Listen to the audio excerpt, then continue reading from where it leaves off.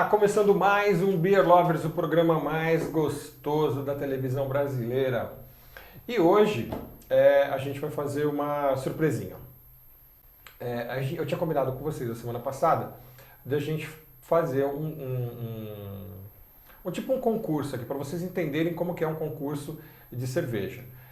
A gente ia trazer uns cervejeiros, eles iam trazer as cervejas, a gente ia experimentar com 2 jurados aqui, que iam dar os pontos positivos e os pontos negativos que a cerveja tem. Para vocês entenderem como que funciona. É que, lamentavelmente, nossos 2 jurados estão numa degustação de cerveja. Eles ainda não chegaram, mas eles estão a caminho. E a gente está com cervejeiros aqui. Então a gente vai falar de cerveja caseira, né? Vocês já com certeza conhecem o Léo e o Bruninho, né? Que são os criadores da famosa Cafusa, que agora acabei descobrindo que a Cafusa é conhecida até nos Estados Unidos já, né? Então é uma cerveja que conquistou um nome muito grande dentro do mercado cervejeiro, né? Feita por essas 2 simpáticas pessoas aqui. E além disso, além deles serem esses cervejeiros caseiros que já conquistaram uma fama de cerveja, quase de uma cervejaria, eles têm um programa que chama Beer Geeks, onde eles degustam uma cerveja e eles fazem essa coisa do esmiuçar a cerveja, né? A gente vai mostrar também para vocês como que é o Beer Geeks. Eles pegam uma cerveja e vão dizer, nossa, a cerveja tem isso, tem aquilo, que é uma coisa bem legal, que é uma coisa que a gente tenta trazer para vocês sempre aqui, né? Para você iniciante ou para você já um grande apreciador de cerveja, trazer o máximo de informação possível a respeito desse fantástico néctar dos deuses servido gelado em copo, taça, no gargalo, de qualquer maneira que a cerveja tem que ser degustada. E a gente vai começar a nossa conversa falando exatamente desse processo de vocês de cervejaria caseira. Há quanto tempo vocês trabalham, quer dizer, produzem cerveja já? Bom, o Léo produz há mais tempo do que eu, né? O Léo é da primeira geração. mais ou menos, mais de 2 anos, não é muito tempo. Pouco mais de 2 anos. Eu fiz minha primeira cerveja no dia 15 de novembro de 2011. 15 de novembro de 2011. Foi aniversário da minha mãe. Mas como é que começou essa história de cerveja com vocês? Cara, eu bebia, né, cervejas, comecei a experimentar os tipos de cerveja que estavam chegando no mercado, uns 5 anos atrás, mais ou menos, as cervejas chegavam e sempre era difícil, não tinha muitos pontos de vendas, né? Então você tinha lugares especializados, comprava uma que tinha 3 rótulos, ia a outro lugar que comprava outros rótulos e começava a degustar esses tipos de cerveja e tal, e comecei a ir atrás para conhecer um pouco mais disso. E aí, nesses sites de blogs, né, conversando com as pessoas e tal, eu falei, dá para fazer. Eu falei, pô, dá para fazer em casa? Eu quero aprender como é que faz para fazer em casa, né, cara? Aí pesquisei, tinha curso, não tinha muito curso na época também, fiz um curso e comecei, né? Não fiz a mulher estava grávida na época, então só fiz o curso, mas demorou, né? Meu filho nasceu, 1 ano depois eu comecei, falei, não, acho que agora já estou mais calmo, vou começar a fazer, comprei os equipamentos, conversei com mais algumas pessoas e falei, comecei a fazer, né? E aí, as primeiras levas, você vai, né? Você adora, é engraçado, você faz a cerveja, fica boa, a cerveja fica boa, mas assim, para ela ficar boa mesmo, tem que estudar bastante, tem que fazer outros lotes, né, outras levas. Então, assim, acho que lá para minha quarta, quinta leva, tipo como se as pessoas começaram a falar, pô, agora realmente está boa. Mas assim, questão de estudar sempre, né, eu sempre, desde que eu comecei a estudar, a ler bastante, não se preocupe em errar, fazia a primeira, eu nunca fiz uma cerveja, mentira, eu já fiz uma vez, eu tive que jogar fora. Mas assim, as outras que ficam ruins, dá para tomar. Fica ruim porque não fica como você gostaria. Mas não é que ela fica ruim, ela não fica do jeito do que você gostaria, exatamente. Eu já fiz uma que ficou bem ruim. Assim, bem ruim mesmo. Mas quando você bebia, fazia toim? Não, ela tava com cheiro de borracha, né? Nossa! Eu acabei estressando o fermento. Não, eu acabei estressando o fermento, deu autólise, né, do fermento, que dá um cheiro de borracha e a cerveja ficou insuportável. Só que eu engarrafei.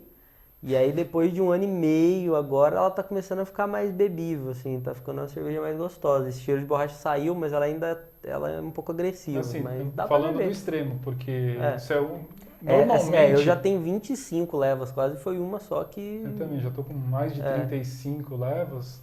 putz, todas assim, depois da quinta que você acerta a mão, você conhece seus equipamentos, você começa a fazer mesmo, você fala, putz, dificilmente você vai fazer uma cerveja ruim.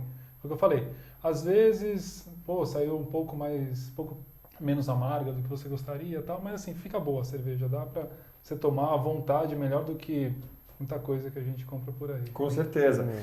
Vocês falaram muito em equipamento, em conhecer o equipamento.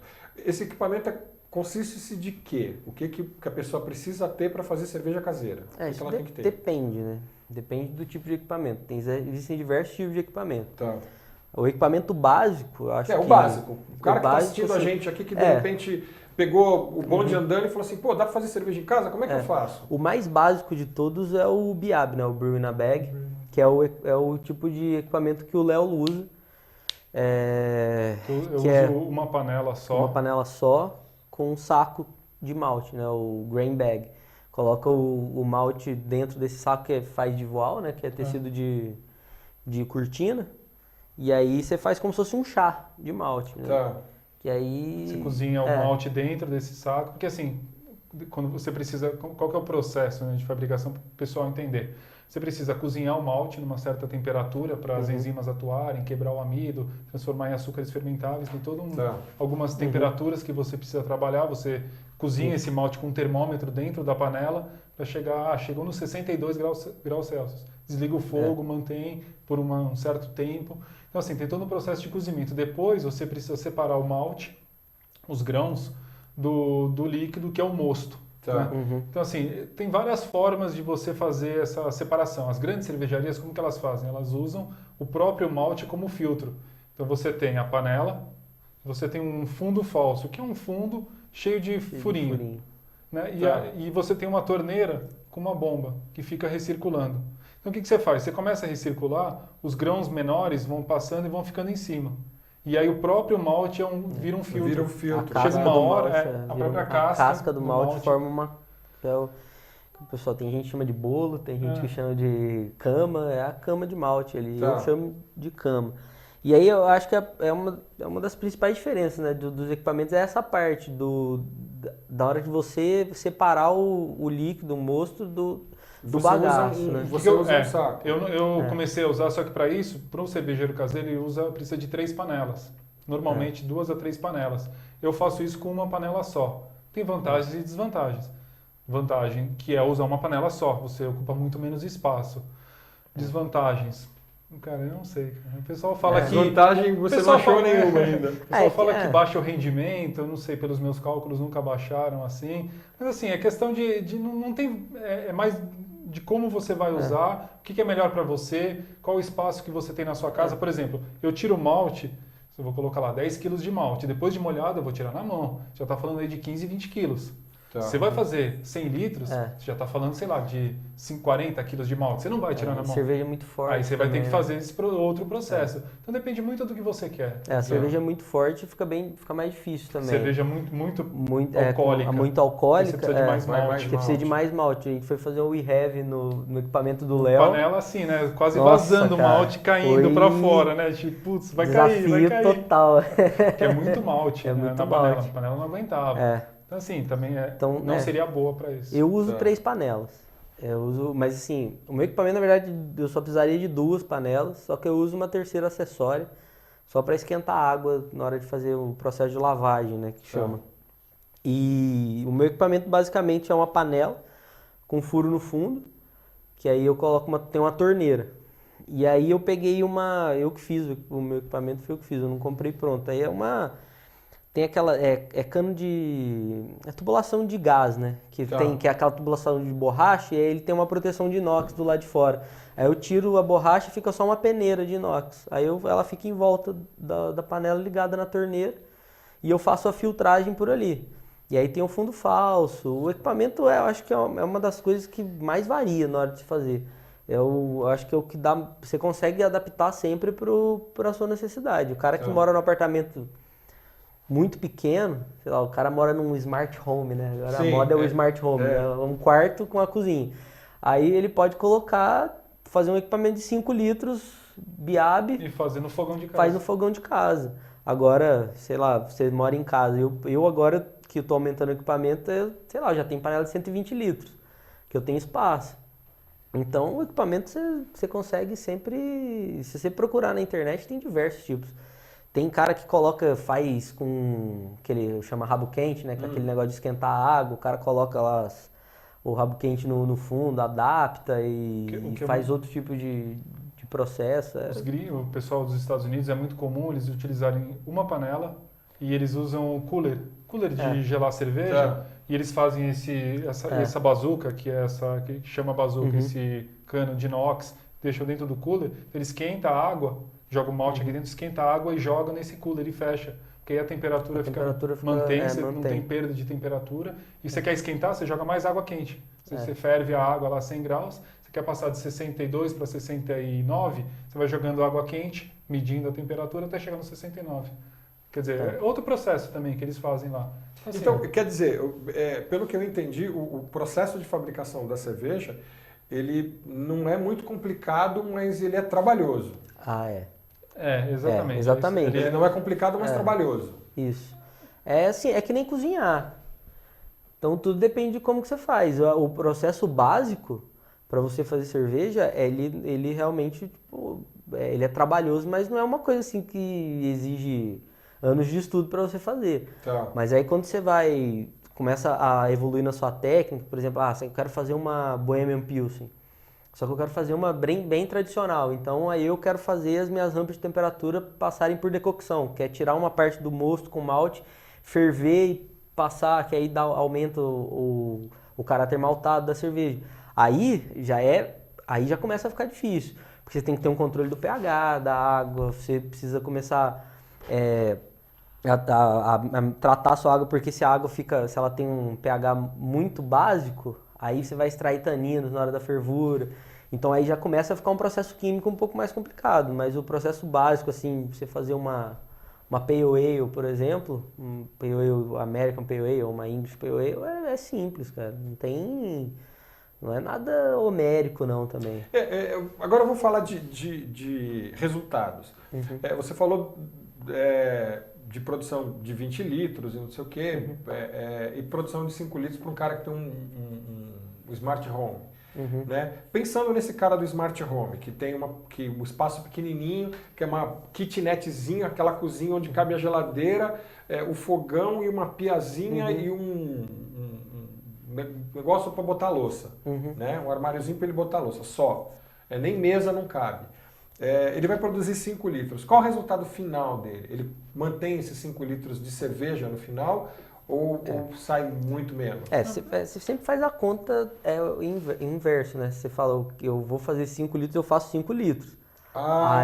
Quer dizer, você vai começar, então você vai usar 10 litros de água, por exemplo. Entendeu? Aí você usa 10 litros de água, porque vai ter uma perda. Então, quer dizer, você quer um resultado de 5 litros, você tem que ter...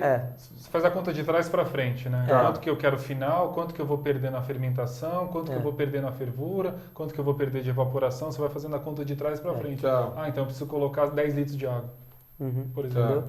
É assim que você faz a conta. Então, por exemplo, o cara que quer fazer 5 litros em casa, ele vai precisar pelo menos de uma panela de, sei lá, 10, 15 litros. Uma panelinha de 15 litros. E o fogão de casa comum... Para 5 litros dá. Para 5 litros dá. Para 5 litros dá para fazer com o fogão de casa. Para mais do que isso, para você fazer 20, você vai ferver 30.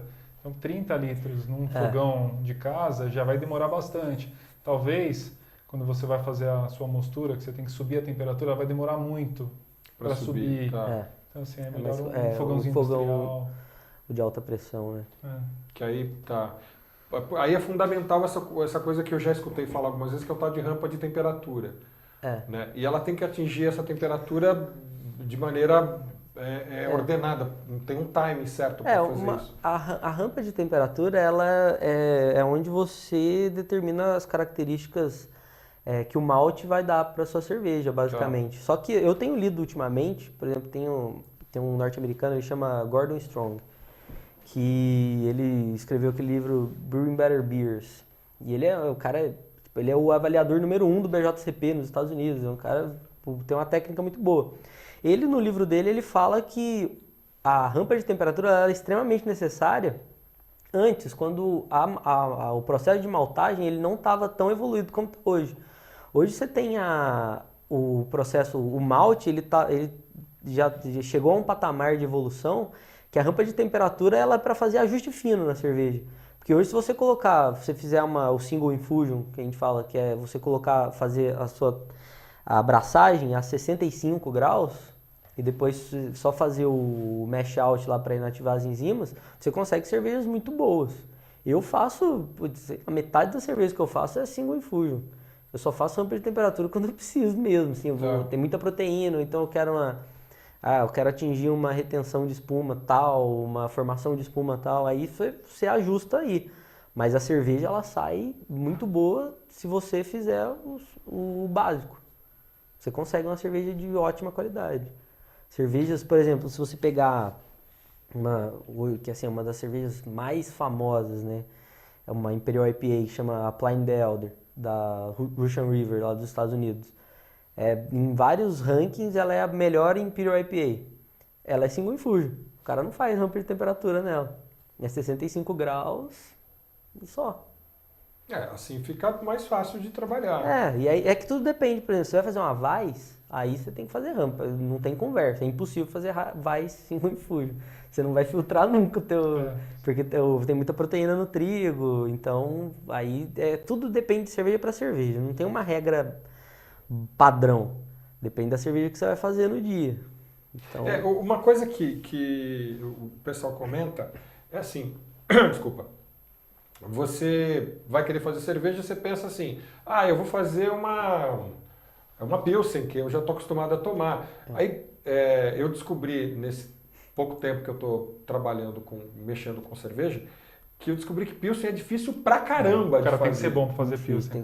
Tem que ser muito bom. Porque ele é muito fácil de errar, né? Primeiro, é uma cerveja lager. Né? Então, assim, você já vai trabalhar numa temperatura mais baixa, então você já tem que ter um controle de temperatura. Lógico, uma ale também tem que ter. Muita gente fermenta a temperatura ambiente, vai sair cerveja, vai. Mas se você pegar um dia muito quente, sei lá, 30 graus, você vai gerar muitos ésteres que não são muito agradáveis para a cerveja que o pessoal chama de off-flavor. Então, assim, você vai ter um controle. Para lager também vai ter controle, tudo bem, isso é o de menos. Mas, assim, como é uma cerveja muito leve, que você vai usar só malte Pilsen, às vezes você usa um pouquinho de um outro malte para dar um pouco de cor, ela é muito suscetível a aparecer qualquer coisa. Então, se você colocar um pouquinho mais de lúpulo, um pouquinho menos, já dá uma diferença. Se você não fizer uma fervura boa, você já pode ter algum aroma desagradável na cerveja. Então, o cara tem que ser muito bom para fazer uma Pilsen. Que é muito fácil de errar. É por isso que o que você mais vê no mercado são Pale Ales e... Quando o cara está lançando uma cervejaria, a Pale Ale é uma das mais fáceis de fazer. Assim. É a cerveja básica. Todo mundo começa com ela, eu acho. Assim, dificilmente começa com outra. Porque você põe um pouco mais de lúpulo, já dá uma disfarçada nos defeitos. Aí tem muito cara que começa com uma Pilsen Ale, né? Que não existe, mas aí ele faz uma receita de Pilsen e faz a fermentação de Ale. Porque eu acho que o principal desafio da cerveja, a Lager, que é o caso da Pilsen, é a fermentação. Então, na abraçagem, você tem que ter um cuidado maior.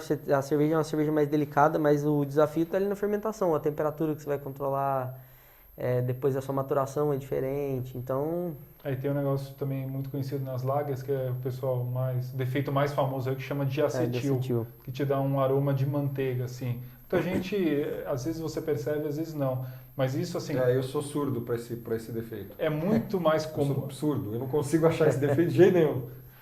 Porque quanto maior a temperatura de fermentação, mais o fermento produz esse diacetil, só que muito mais ele consome. Então é muito difícil você encontrar um diacetil, uma manteiga, numa cerveja de alta fermentação, porque o fermento consome tudo. Na lager não, ele produz menos, só que assim, a reabsorção por ele é muito difícil. Então você tem que ter um controle de temperatura que no final da fermentação você tem que mudar um pouco a temperatura para fazer com que o fermento absorva. Então assim, você tem que saber acompanhar a sua fermentação. Está faltando tanto tempo para acabar a minha fermentação, eu preciso subir a temperatura tanto para esse fermento reabsorver. Você ainda tem que controlar a temperatura durante a fermentação. Então, assim, agora eu entendi o trabalho que dá. Eu acho que o controle da temperatura na fermentação, você ter um bom controle da fermentação é mais importante do que na abraçagem. Porque a abraçagem, o padrão você consegue. Agora, na fermentação, se o controle de temperatura não for bom, você pode ter sua cerveja pode ficar ruim. Essa minha que eu falei que deu errado foi por causa disso. fui fazer uma cerveja que era mais forte, eu errei na hora de colocar fermento, eu coloquei pouco.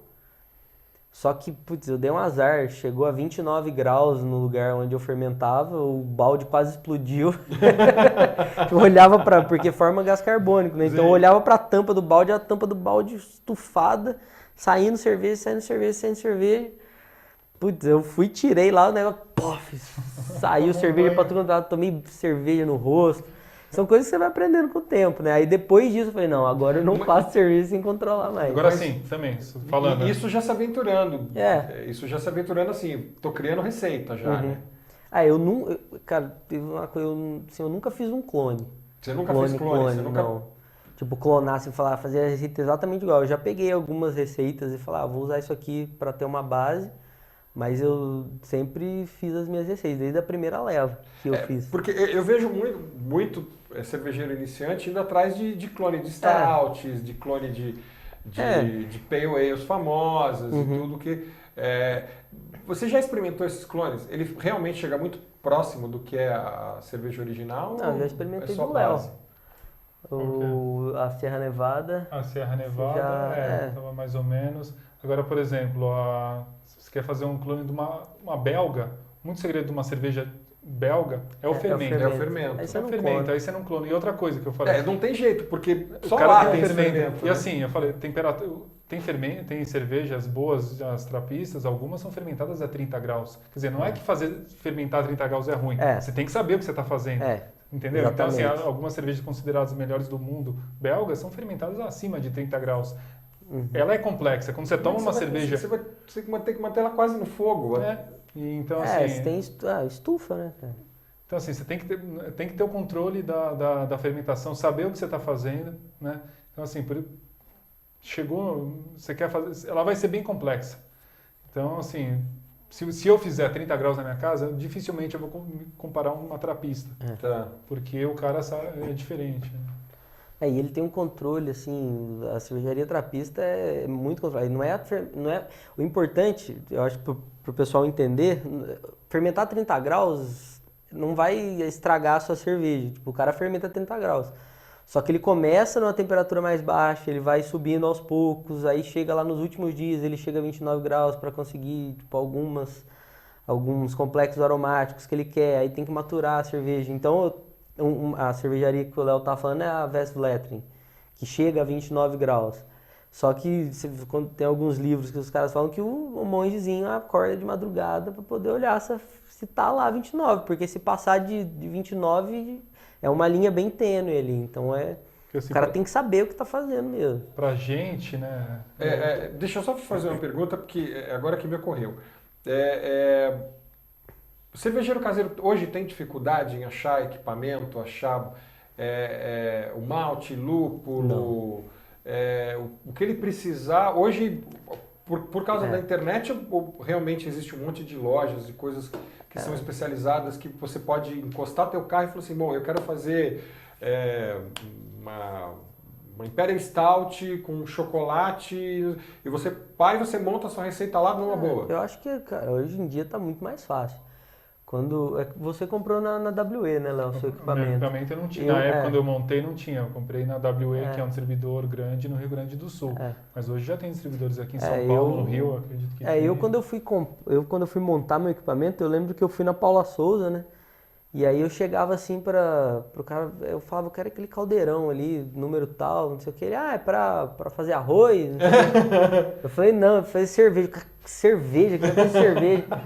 Aí agora, logo depois que a gente deu o primeiro curso, né, lá na Urbana, eu fui com um dos alunos que é meu amigo de infância, a gente foi pra comprar o equipamento dele. Aí eu cheguei lá na Paula Souza, a mulher, você quer qual caldeirão?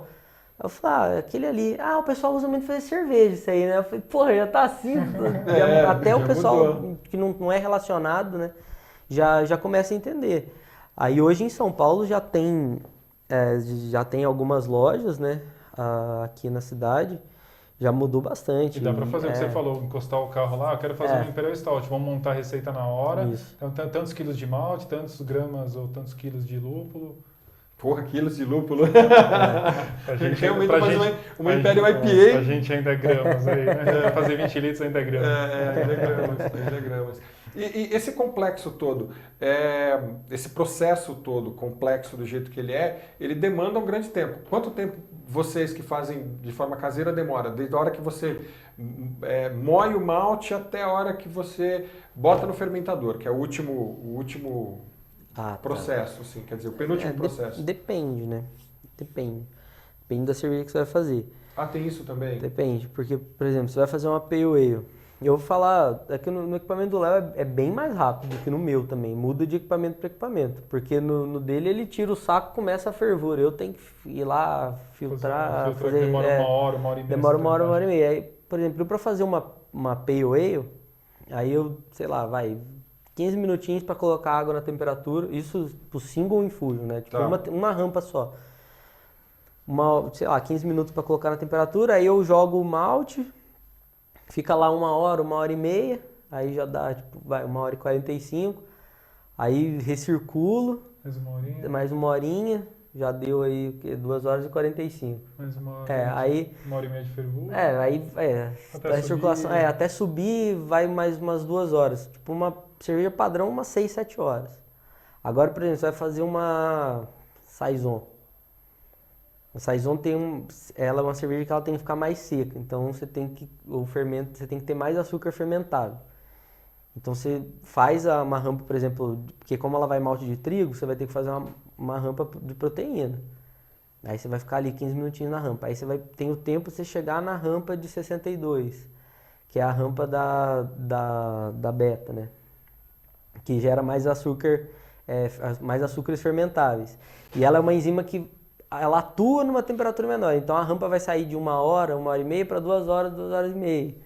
Então já é 1 horinha a mais, aí já é uma cerveja que você pode, sei lá, demorar 9 horas. 8 horas, 9 horas. É assim, você fala, quero fazer uma cervejinha rápida, assim, mais rápido que dá para fazer, acho que em 6 horas, dá pra fazer um single infusion, dá para fazer tranquilamente. 6 horas. Uma cerveja de 5% de álcool. Quer dizer, você tem que ter uma disponibilidade legal. Quer dizer, você tem que pegar um dia. Mandar a mulher e o filho pra sogra, né? Manda a mulher e o filho pra sogra e... Ou bota ela pra ajudar, né? Porque dá um trabalho desgraçado, bota ela pra ajudar. Ou faz um churrasco em casa, chama os amigos, chama a galera pra pessoal ajudar, lá fazendo churrasco, você fazendo cerveja, nem passa o dia, nem percebe. Eu, por exemplo, minha Weiss eu demoro 10 horas. Assim? Dá. Assim, o grande problema, quando você tá fazendo a cerveja, depois tem um dos processos é a fervura. Na fervura você vai matar todas as bactérias, vai matar tudo. Após a fervura que começa o perigo, que é a hora que o pessoal, né, já bebeu um pouco, tal, não sei o quê. Então o que você tem que fazer? Na hora, acabou a fervura, separa um pouco, tal, vai resfriar a cerveja, joga para dentro do fermentador, porque o grande problema é nessa temperatura aí, abaixo de 70 graus Celsius, até chegar nos 25, é lá que as bactérias aproveitam. Então você tem que resfriar o mais rápido possível, não deixar cair nada lá dentro. Mas isso aí é o processo o quê? Esse tempo aí você vai ter que se preocupar em 1 hora. Essa 1 hora aqui, eu falo, isso aqui ninguém chega perto, que eu vou abaixar a temperatura. Jogou no fermentador, fechou? Acabou, está protegido. Está protegido aí. Jogou o fermento já vai se reproduzir muito mais do que a bactéria, então assim, você não vai ter problema nenhum de contaminação. Porque a cerveja é extremamente frágil, né? Muito. Qualquer coisinha ela estraga. Por isso que quando você toma uma cerveja, ela foi bem feita, cara. Não tem meio termo. Não tem meio ou termo. Ela foi bem feita, ou você pegar uma coisa, tá azeda. Acho que o principal problema, assim, quando você pega a cerveja caseira, no geral, é fermentação e a sanitização. São as duas coisas que mais pegam o cervejeiro. A técnica, todo mundo consegue pegar. A técnica é legal. Agora, o cara ter saco de fazer a fermentação do jeitinho que tem que fazer a sanitização do jeitinho que tem que fazer. Tipo, você vai usar o ácido peracético, que é o que o que você usa para fazer a sanitização. Cara, se você molhar no ácido peracético, é uma coisa que você tá molhando na água. Você tem que deixar lá 30 minutos para ele agir. E muita gente não sabe disso. Então, quando você mandar um e-mail lá para o fabricante pedir quanto tempo que demora para agir, ele vai te mandar lá os gráficos dele, no mínimo 20 minutos. Depende da proporção que você vai pôr. Então é aí que mora, é aí que é o pulo do gato. Geralmente é nesse ponto que que separa assim, as cervejas boas das cervejas muito boas do pessoal que faz em casa. É o que eu vejo assim, dos cervejeiros caseiros assim, que eu falo, nossa, esse cara é fodido, faz uma cerveja muito boa, desculpa o palavrão. Não, que faz parte. Faz uma cerveja muito boa, geralmente esse cara é muito bom nesses pontos. Porque a técnica, sei lá, é uma coisa que você pega rapidinho. Agora você ter esse saco, ter esse cuidado, aí já é Não é difícil, não é difícil, é trabalhoso. É trabalhoso. Você tem que se dedicar ao que você está fazendo. Tá. Bom, Sérgio, se tiver no ponto aí, põe o programa deles, que é genial, cara. Eles esmiuçam direitinho as cervejas. É ótimo para você que está começando a conhecer cerveja, realmente é bem legal. Se puder, põe o programa aí para a gente assistir, Sérgio. Põe. Tá indo. Tá indo. Pronto. Vamos começar mais um The Beer Geek. If there was a song to sing, I sing it and beer you bring. I drink beer when I am sad, cause the beer it makes me glad. Now there's nothing left to say, so let's go drink beer. Beer is good, beer is good, beer is good. And stop, beer is good, beer is good, beer is good. Let's go drink. Hoje aqui nós temos duas cervejas do estilo Saison. Novamente, a gente tem a Saison A3 da Duas Cabeças com a Invicta e a Stillwater Cellar Door. Bom, vou falar um pouquinho dessas cervejas. A Duas Cabeças é um estilo mais brasileiro, a Stillwater é uma cervejaria americana, uma pegada mais americana. O cara da Stillwater, que é o Mark Stillwater, ele era DJ e quando ele estava numa turnê na Europa, ele disse que começou a pensar que queria fazer alguma coisa que enraizasse ele mais. Então ele voltou para os Estados Unidos, ele é de Maryland, e começou a fazer as cervejas dele. E ele costuma fazer saisons, ele fala que gosta do estilo Farmhouse Ale porque dá uma liberdade muito grande para ele poder criar essas cervejas, e é uma cervejaria que vem aparecendo muito bem. Ele tem só 3 anos aí de estrada e já entrou entre os top 50 do Hate Beer, na lista que o Hate Beer solta. No ano passado, esse ano, caiu para a posição 63.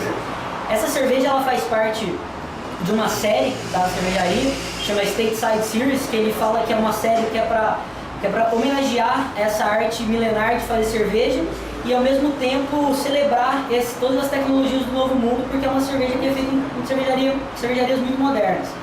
Essa cerveja ela é a primeira a primeira saison de verão dessa série que ele fez. Isso é muito legal a gente ver, porque a saison tradicionalmente é uma cerveja feita no inverno para ser consumida no verão.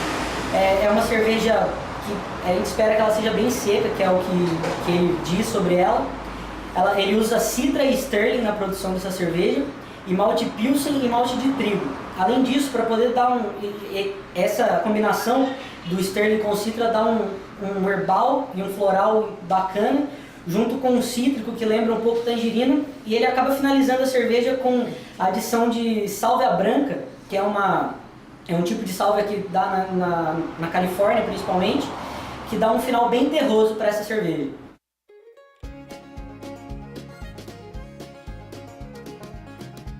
E o que é muito legal também da Stillwater é que ele não tem uma cervejaria, é um cigano. Então ele faz uma parceria com uma cervejaria que queira vender e produz. Da mesma forma que o pessoal da Duas Cabeças, eles começaram como cervejeiros caseiros, hoje fizeram uma parceria com a Invicta para fazer a Saison A3 e estão produzindo lá. Então acho que isso é um caminho muito legal para a pessoa, né? Para o cara cervejeiro caseiro, homebrew, que quer começar a vender comercialmente por aí e não tem capital para abrir uma cervejaria. É uma ideia muito boa que está acontecendo aí no mercado, já aconteceu muito lá fora e agora está vindo agora para o Brasil também. A Saison A3 da Invicta e Duas Cabeças é uma cerveja que utiliza malte Pilsen, malte trigo e acidificado. Ela passa por um dry hop, que é você colocar o lúpulo pós a fermentação para ele colaborar com o aroma da cerveja. Eles utilizam o Motueka, que é um lúpulo neozelandês, e eles utilizam levedura da Biofor, a Viet.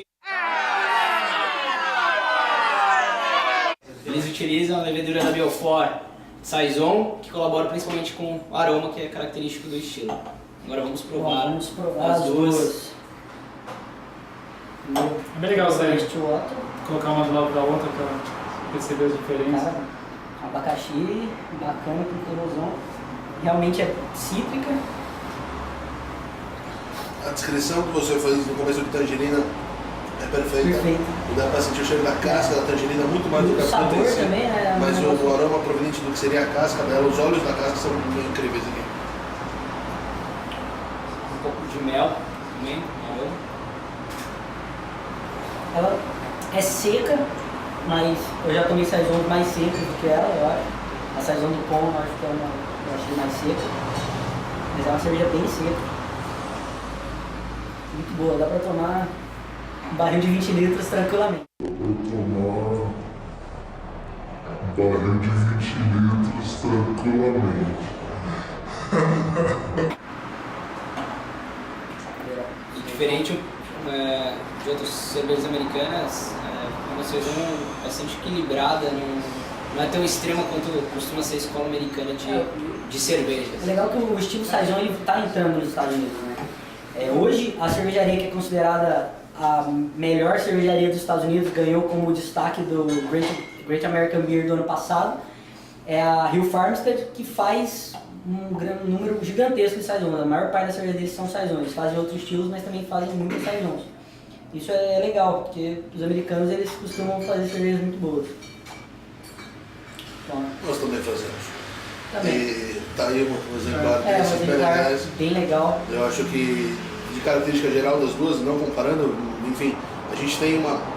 De fato, as duas são muito menos secas do que boa parte dos exemplares belgas, dentro das suas características. Então, você tem o aroma das duas muito próximos, você tem uma intensidade um pouco maior, principalmente do cítrico, no sentido da primeira amostra, mas a nossa amostra nacional acaba tendo um nível de refrescância muito maior.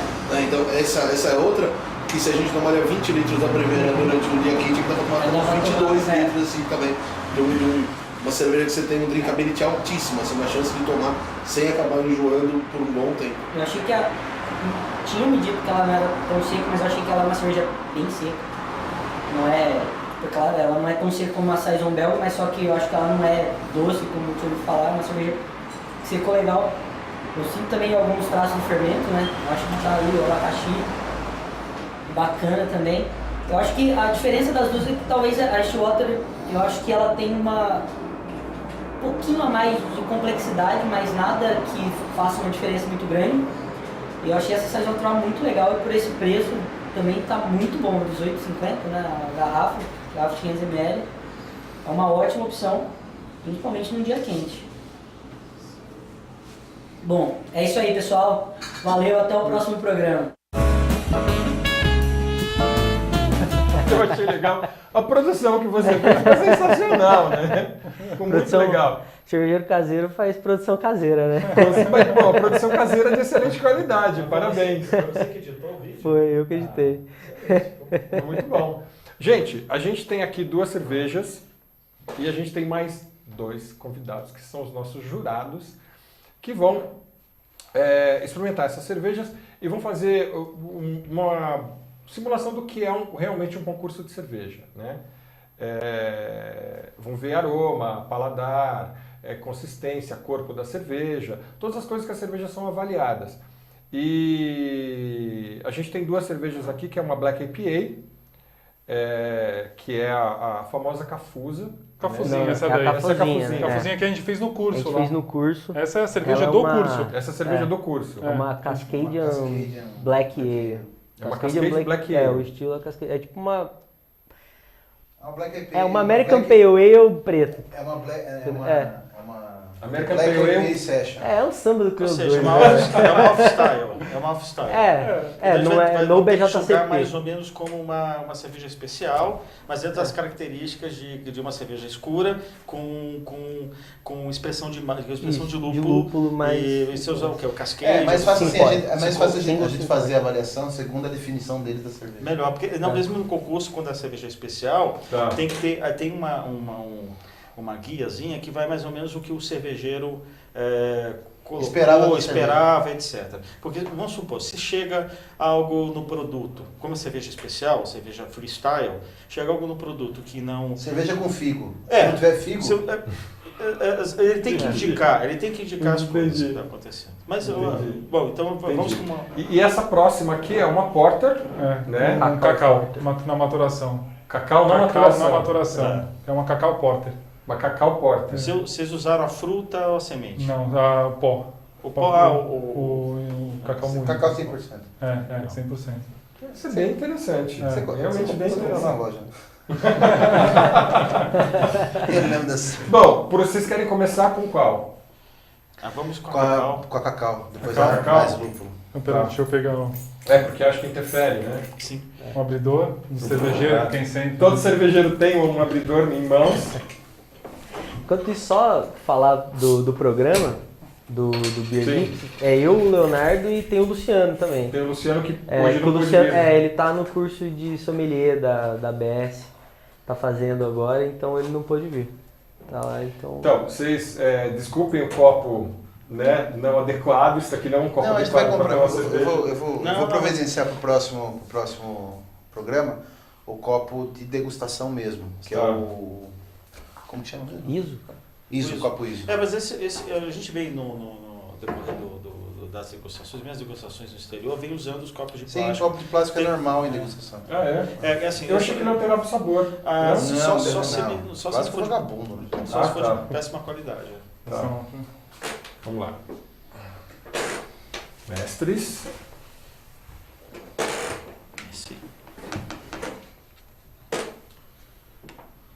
Nossa Senhora. O cacau tá bem aparente. Tá bem aparente, realmente. Padres, você usou? Chocolate do padre. É um cacau 100% que era na zona cerealista. Meu Deus do céu, o cacau ficou muito, muito aparente. Foi só na maturação? Só na maturação. Você fez alguma coisa no cacau, Léo, pra usar? Cacau em pó. Só jogou? Abre e joga. No corpo ela tá uma porterzinha, né? Tá uma porter, mas eu acho que ela tá com um residualzinho doce meio forte, né? Não tá muito seca. Não, não tá seca, mas também ela não tá me incomodando isso não, cara. Acho que ela tá... Eu acho que o cacau não falou muito. Ele fala muito... Não, o cacau fala muito no aroma, ele não fala muito no sabor. Você não adicionou algo que a porter, o estilo porter, você tem essa expressão do malte, ele tem que lembrar um pouco o chocolate, algo imperial mate, mas no lado do chocolate, não é tão tostado. Então ele deu uma redonda, ele deu uma reafirmada no estilo, vamos falar assim, né?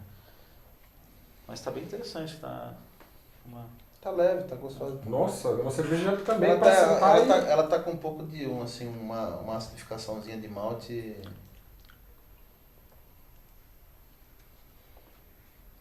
Sim. Tem talvez baixar um pouco. Foi cevada tostada que você usou ou não? Foi black. Pilsen, chocolate, malte de chocolate e um pouquinho de black. Então, de repente, retirar o black. Tirar o black. E foi um pouquinho de caramelo também. Ele dá um toque até que tá lembrando um pouquinho alcatrão. Assim, um pouquinho só. Mas eu acho que pode, retirando o black, você pode acentuar mais um malte de chocolate, põe a mesma medida. E você, César, o que você acha? Então, eu sou extremamente... O César gosta de tudo. Eu tenho essa facilidade. Não, eu não gosto de tudo. Depois que vocês falaram a respeito, eu senti o amargorzinho de malte no final. Realmente tem. O finalzinho tem... Não é amargor, é uma acidez de malte. Quando você coloca uma quantidade muito expressiva de malte tostado, você carrega, no momento que você está torrando, você carrega também, ele começa a acidez, tanto acidez como tanino. Então, é o que se encontra. O tanino não está não está no nível que perceptível, assim que eu digo, desagradável. Tá ok. Mas a acidez, ela está começando a ficar um pouquinho assim. Tem assim, de leve um álcoolzinho superior. Sim, tem algo que lembra uma... Só para aqui, como a gente não está fazendo com a ficha, a gente tá verbalizando, né, o que a gente acha. Mas na ficha, normalmente, você segue uma sequência, né? E tudo isso que a gente está falando de defeito, de pontuando que não são defeitos, né? São ajustes. Ajustes, exatamente. A cerveja está boa. Só que ela tem alguns ajustes. E o que você pontua são os ajustes. Né? Eu acho até legal, a gente até faz assim, por exemplo. É uma cerveja leve. A cor ela tá correta, uma boa formação de espuma. Boa formação de espuma, Vamos fazer uma sequência legal. Uma formação de espuma, uma boa estabilidade, dá para ver aqui no copo, como ela se manteve. A coloração tá boa, a carbonatação tá boa. Tá ótima, a carbonatação tá dentro, apesar de ser uma cerveja especial, tá dentro do estilo, né? Porque, assim, se você for considerar o Porter, né? Porque ela tá leve, né? Tá leve. Tá com o chocolate assim, aparecendo. O corpo é médio baixo. Sim. Até o mineralzinho, que você usou? London ou você usou América? Não lembro. O que o fermento. Foi América. Ele tá bem neutro, ele tá não pode ter fruta. Então tá bem neutro. Se for, tem que ser super discreto no estilo, mas eu quase não tendo. O aroma de chocolate nela é que realça. Não tem defeitos graves, como de acetil, DMS. E a execução, ela tá bem correta. Vamos falar um pouquinho da história. Essa cerveja aqui, acho que foi minha 5ª leva que eu fiz, mais de um ano atrás. A primeira que o pessoal gostou, e o René tomou, não sei se você lembra, na cervejoteca. Você tomou lá, ele falou alguns pontos, melhorar a carbonatação. E eu voltei a fazer de novo. Não, tá, assim, eu me lembro daquela porta que você me entregou e eu estou vendo essa aqui. Essa aqui está com um nível muito superior.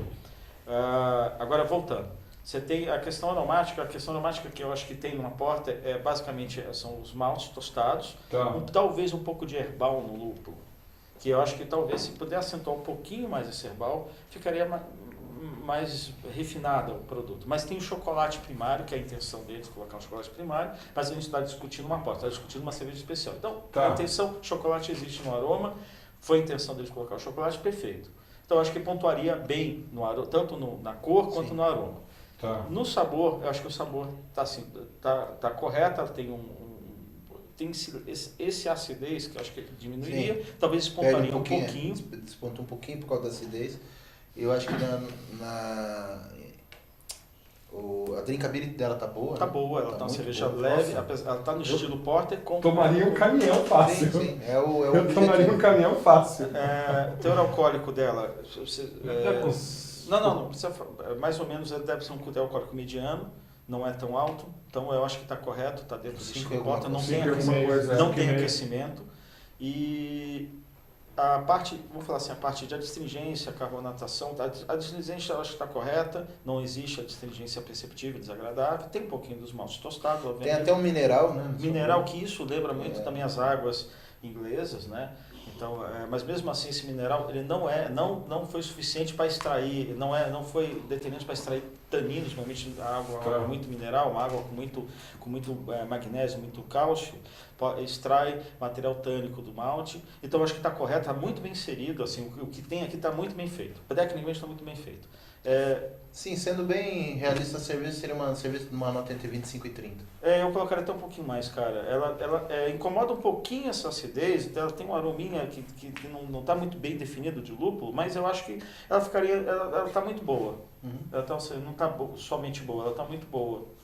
Eu acho que ela ficaria entre o 28 e o 30.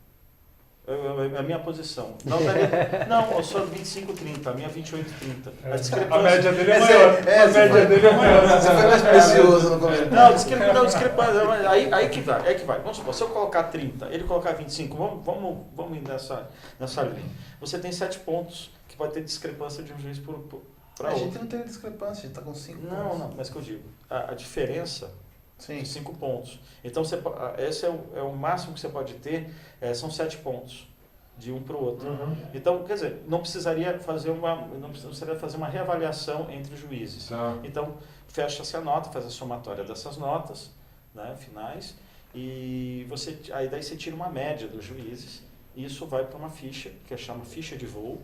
Essa ficha de voo, você coloca todas as notas de todas as cervejas, todos os juízes, mais a somatória, mais a média desses juízes, comparativamente, e fazendo o comparativo final, você elege, dependendo do campeonato, se tem medalha, X, Y. Tem campeonatos que vão desde até da ordem de classificação das cervejas, até por assim, pela faixa de ponto, de 45 a 50 pontos, por exemplo, medalha de ouro, de 35 a 45, medalha de prata, de 30 a 35, bronze. Então, você pode ter 2, 3 ouros na mesma categoria. E tem alguns que não. Tem uns que é um ouro, duas inclusive, pratas. Inclusive tem alguns concursos que, por exemplo, você tem 3 cervejas que chegaram para a mesa final. E dessas 3 cervejas, uma delas não merece nem o bronze. Né? Ela foi para a mesa final porque tinham que ser escolhidas as 3 melhores. Né? Só que ela não tem, assim, a cerveja não é boa o suficiente para ganhar uma placa, para ganhar uma medalha. Então não vale a pena você medalhar a cerveja como porque ela não atingiu nem aquele bronze. Tá. Ou às vezes ela ganha menção honrosa. Sim. Porque ela está fora de estilo. É uma cerveja muito boa, mas ela ficou fora de estilo. Então, o Luciano, no concurso lá da Cervejoteca, recebeu uma menção honrosa, porque a cerveja dele, na minha opinião, era a melhor cerveja do concurso. Só que ela era fora de estilo porque ela foi quer cair na nossa mesa de barrica. Não, de barrica é do cara do Rio de Janeiro. Do cara do Rio? Barrica americana. Maturada em carvalho americano. Deu um coco muito forte, era totalmente fora de estilo pro We Have. E a gente não pôde dar uma medalha para ela, então ela recebeu uma medalha. Mas se tivesse uma categoria de Old Beer, ela fatalmente ganharia, teria uma nota até no próprio tem a Wood Aged Beer, se ela tivesse entrado pelo BA, né? Bom, vamos para a próxima então. Essa aqui é a Black IPA feita lá no curso. Só que vocês estão na próxima, eu vou... Essa daí você pode... Você vai matando a garrafa aí. Então. Eu ainda não sou mestre como vocês. Mas sou muito leigo. Mas deixa um pouquinho pro santo, sempre. Sempre. Essa eu ainda não tomei, cara. É a cerveja do curso. Eu tomei ela descarbonatada lá. Passa 2 nomes. Esses dois aí. A gente vai avaliar então. Foi a cerveja surpresinha, né? Que eu cheguei, tinha certeza que ia fazer um equipamento, aí tinha um outro equipamento lá pro curso, e a gente mandou no outro equipamento. Essa vez, aquela mudança que você pediu no equipamento, a gente fez. Essa foi feita na Urbana? Foi feita na Urbana. Qual que era? É legal, você faz tempo que fez e tá com o lúpulo também. Tá bem novo, né? Bem aflorado, né?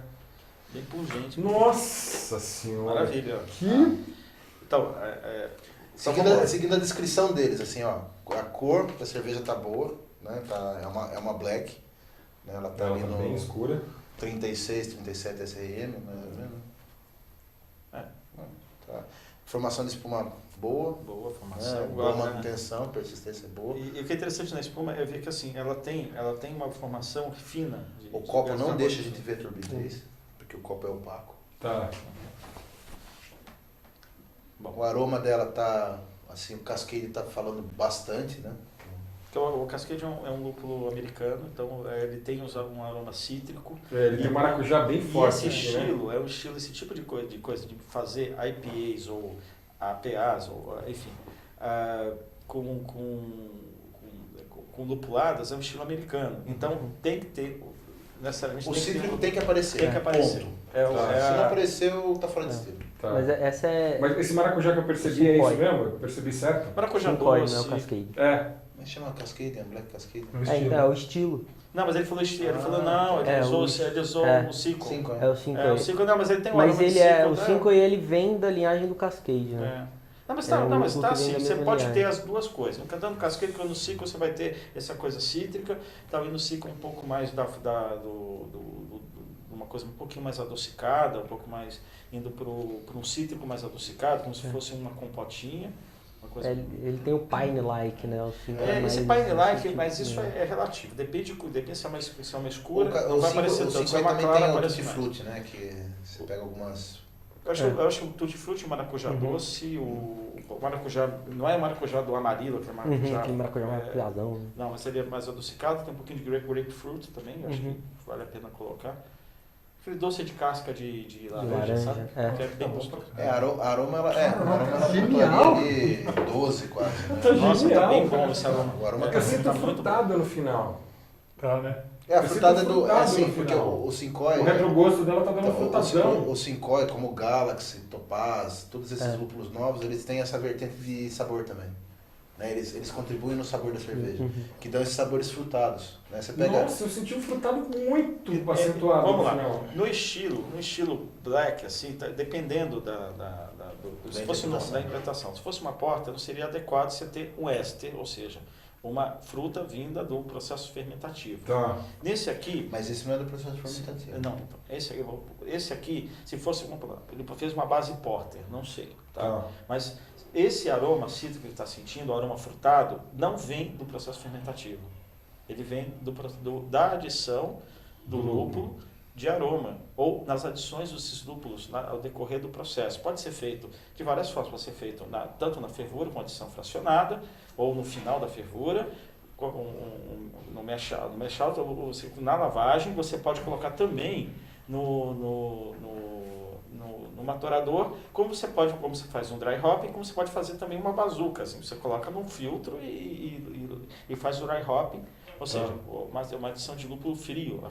Uma das adições aqui foi o First Wort Hope, que é quando a gente está... No final. Você terminou a lavagem, você separou o mosto do grão, você está a temperatura lá de 65, 70 graus, você joga o lúpulo, que normalmente você joga o lúpulo na fervura. Mas tem uma técnica... Inclusive, eu acho que é até por isso que ela tá assim, entre a lavagem ela tá assim, para uma cerveja caseira, ela está relativamente velha, mas ela está com aroma acentuado, que é o First Wort, que ele faz uma complexação de glicose de cadeia mais longa, né? É que a gente estava conversando com o esqueleto, que é uma técnica boa, porque você não extrai, você não tem problema de contaminar o seu Ela mosto. é single hop? Ela é single hop, né? Eu tenho feito First Wort Hope em todas as minhas cervejas. Funciona muito bem, é impressionante. E funciona mesmo, mas está explicando que a separação dos óleos abaixa a temperatura. Faz mais de um mês, né? Cerveja aqui faz 2 meses. 2 meses. Não tem uma cerveja caseira com 2 meses não tem esse aroma nem a pau se for feito no... Não, para falar a verdade... 2, 3 semanas ela já perdeu todo o aroma. Nem cervejaria tradicional você consegue ter um aroma tão refinado de lúpulo e tão longevo, né? Exato. Às vezes ele é processo de oxidação, até pasteurização, se faz processo de pasteurização, você acaba degradando esses aromas, né? Nossa, ficando mais sensacional. E ela não ficou gelada. Ficou a temperatura ambiente lá em casa. Tava a temperatura ambiente fazendo o prime, né? É que aqui em São Paulo, nesses últimos tempos...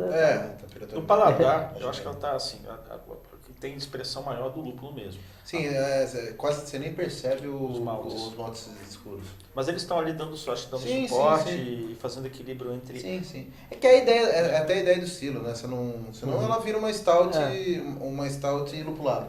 Né?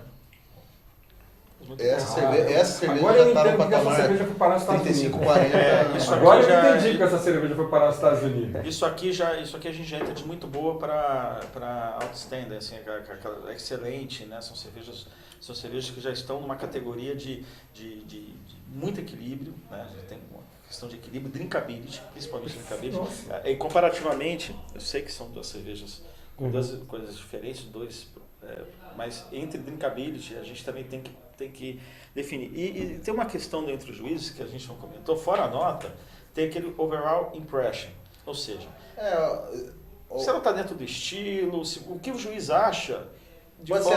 Pode ser até que ela esteja um pouquinho fora do estilo, que ela esteja algum defeito, mas assim, é uma cerveja que agradou. Né? Tá. Isso tem lá que são as intangíveis. Os intangíveis. Ela agradou, apesar de ela ter lá, porque alguns defeitos eles podem até beneficiar a cerveja. Tá. Né? Se você, por exemplo, pega uma lambic. A lambic é uma cerveja feita de defeitos. Tá. Todos os defeitos possíveis elas estão lá. Mercaptana, acrílico, acético, lático. Né? Só que o conjunto fica sensacional. Exatamente. Né? Exatamente. Então, em alguns momentos eles contribuem. Tem mais? Claro. Aí vocês viram que a cerveja agradou e muito, né? Então, a gente costuma sempre no final, quando você tem uma cerveja premiada, brindar. Quando você serve a cerveja e está no final, na mesa final, ou seja, vamos supor que dentro desses painéis vai essa cerveja. Aí fica aquele monte de juiz em volta, assim, porque ele ganhou bolinha. E é sensacional isso, porque todo mundo fica tenso, parece está saindo, tá parindo um filho. Na verdade, está parindo uma cerveja premiada, né? E uma cerveja premiada dentro de determinados concursos faz a diferença. Transforma uma cervejaria, talvez uma cervejaria milionária. dependendo do Tá. concurso. Então, se for um concurso mundial, por exemplo, provavelmente você vai ter alguma questão aí de fusão ou de compra dessa cervejaria, se for uma cervejaria pequena, mas um grupo maior, etc., baseado nas medalhas que ela tem. Então, vamos falar assim, não é uma profissão, juiz, né, ou dentro da área profissional de cerveja, tem muita responsabilidade, você não pode premiar qualquer coisa. Então tem que ter muito critério. O que é muito legal quando você coloca as cervejas, né? Então, enfim, as cervejas, essa aqui foi a premiada, né? A premiada da mesa, dos estilos especiais que temos aqui. Então ela foi premiada, então a gente brinda com ela e finaliza a mesa. Eu tô com o copo vazio, dá azar. Né? Mas é isso. Olha, vocês estão de parabéns, gente. Muito bom mesmo. Cadê a minha garrafa? Nós e os nossos 9 alunos do primeiro curso, né? Que foram, muito bom. A gente fez. Olha, eu já vou convidá-los dia 31 de agosto, essas duas figuras aqui. Eu vou dar um curso lá na Cervejaria Urbana. Então vocês têm que aprender a fazer isso aqui, gente. Isso aqui está divino. Isso está realmente divino. Então aproveitem a oportunidade. Procura no site, na página do Facebook da Urbana, Urbana,cervejaria. Vocês vão achar lá o curso. Vou encontrar a simpatia do André. O Renê está sempre... Não, mas eu vou estar viajando, eu vou ir no Campeonato Mundial de Sommeliers. Só que vai ser no dia 15 de setembro, só que eu vou antes, para fazer minha preparação, além de fazer a preparação, fazer um hunting de cerveja, de beer hunting lá. E na verdade o René é o enviado do programa Beer Lovers para a Europa, para caçar cerveja. Pro Mundial dos Sommeliers. Maravilha, vai ser nosso correspondente lá. Mas até lá não posso falar nada. Lá mesmo a gente vai estar imerso em provas e tal.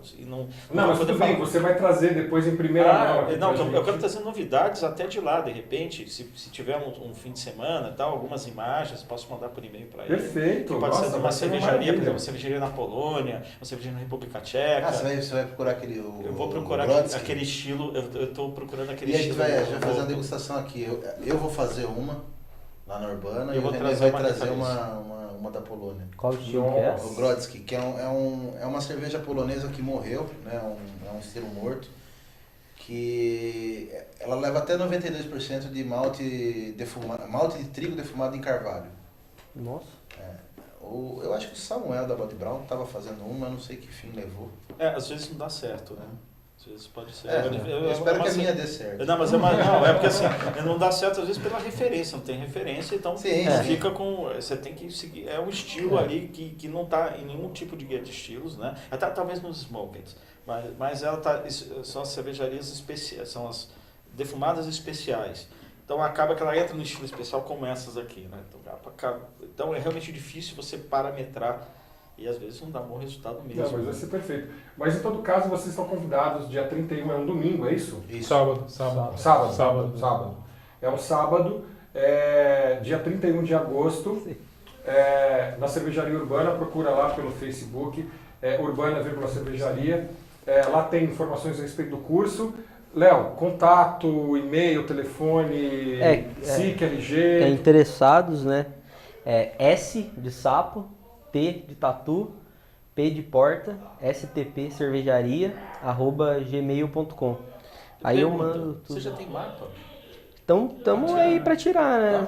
Mas é da Cafusa, né? Que é a Imperial Black IPA. Não, mas a gente já tá conversando, né? Depois a gente tem um esquema pra conversar. Não, que é legal o seu produto começar a vir pro mercado. Isso aqui é educação boa, tá? Isso aqui é pra gente ensinar nossos alunos a fazer cerveja boa, né?